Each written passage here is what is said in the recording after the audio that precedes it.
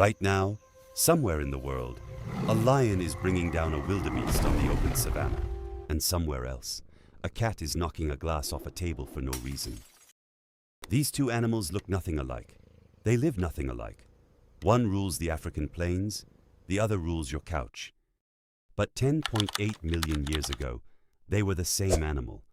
And the story of how they became two completely different creatures is the story of two roads taken at the same fork. This is both of their stories. The ancestor that started both lines is called Pseudaelurus. It looked something like a modern cat. Lean, 4 legs, retractable claws, forward-facing eyes built for hunting. It lived across Europe, Asia, and North America around 20 million years ago, and it was one of the most successful predators of its time. But here is what makes Pseudaelurus important. It didn't just survive, it split.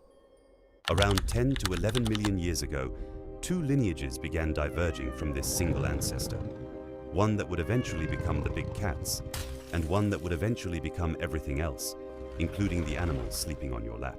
What separated them wasn't a dramatic event. No asteroid, no catastrophe. It was something quieter. Two populations, moving in different directions, responding to different worlds. The question is, what did those worlds look like? The first lineage moved toward Africa. Africa at the time was a place of open grasslands, massive herbivores, and few apex predators at the top. It was a place where size was an advantage, where a larger body meant access to larger prey, more territory, more dominance. This was the bet of the Panthera lineage. Go big, go powerful, become something the landscape cannot ignore. The second lineage took a different bet entirely. Stay small, stay flexible, survive anywhere. This lineage, the one that would eventually produce the domestic cat, spread across Asia, North Africa, and Europe, adapting to different climates, different prey, different conditions. Not by becoming powerful, but by becoming versatile. One bet said, be the strongest thing in the room. The other said, be the thing that fits in every room. Both bets worked, but they worked in completely different ways.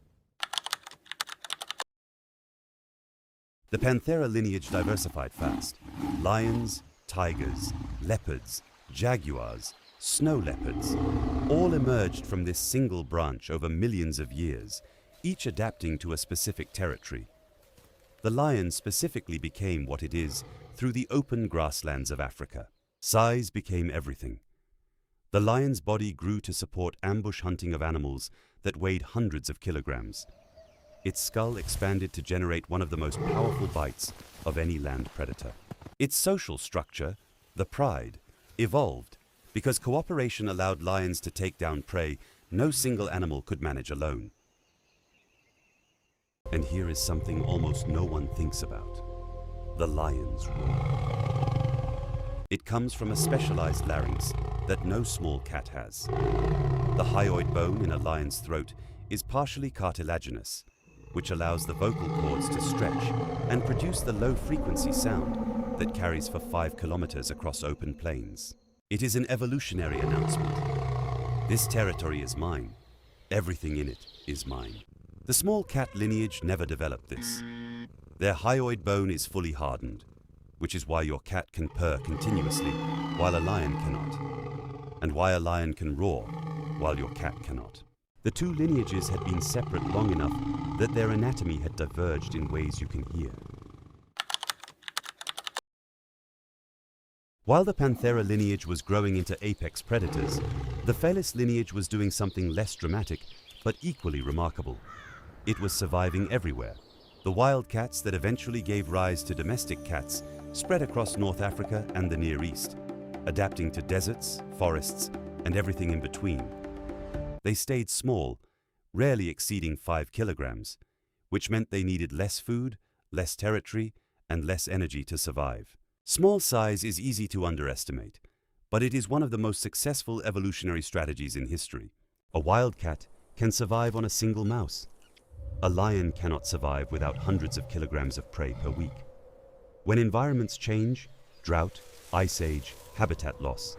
The animal with lower energy requirements almost always outlasts the one at the top. The wildcat lineage was not building an empire. It was building resilience. And then, around 10,000 years ago, the wildcat made the most unexpected move in the entire history of the cat family. It walked toward humans. 10,000 years ago, humans in the Near East began farming.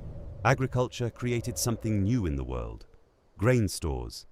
And grain stores created something else, enormous concentrations of rodents.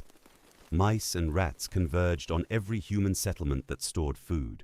The Near Eastern wildcat noticed. This was not domestication in the traditional sense. No human decided to tame a wildcat. No one reached out and made the first move. The wildcat came on its own terms, drawn by the prey that humans had accidentally concentrated in one place. The wildcats that were less afraid of humans had access to more food. They survived better. They reproduced more. Generation by generation, the population of wildcats around human settlements became slightly more tolerant of human presence, and humans noticed what the cats were doing to the rodent population. It was a deal made without words. The cat got an endless food supply. The humans got pest control. Neither species domesticated the other. They arrived at an arrangement. By 90,500 years ago, cats were already being buried alongside humans in Cyprus. Someone had cared enough about a cat to bring it across the sea and bury it with them. The wildcat had not become powerful. It had become indispensable. Here is what makes this story strange. Despite everything that separated them, 10 million years of divergent evolution, radically different sizes, different continents, different lives, the lion and the domestic cat are still running the same ancient software. When your cat crouches before pouncing on a toy, it is using the same ambush mechanics as a lion stalking prey on the savannah. The lowered spine, the weight shift to the back legs, the moment of absolute stillness before the strike, identical. The hunting posture was not reinvented, it was inherited. When a cat kneads with its paws, it is activating a behavior that traces back to nursing in wildcats. When it brings you a dead mouse, it is acting on the same prey-sharing instinct that lions use to distribute food within a pride. The behaviors are 10 million years old. The context just changed. One of them hunts zebras in the Serengeti. The other hunts a small plastic ball across your kitchen floor. Same predator, completely different address. There is something worth sitting with here.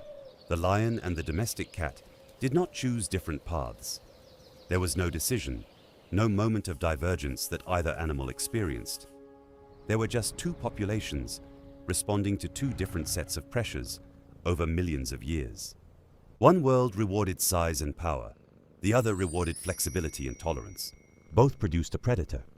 The next time a cat looks at you with that slow, half-lidded stare, the one that feels like it is deciding something about you, it is using the same eyes that a wildcat used to assess whether a human settlement was safe to approach 10,000 years ago. It is still running that calculation. You just happen to be on the safe side of it. That is what evolution looks like when you zoom out far enough to see it.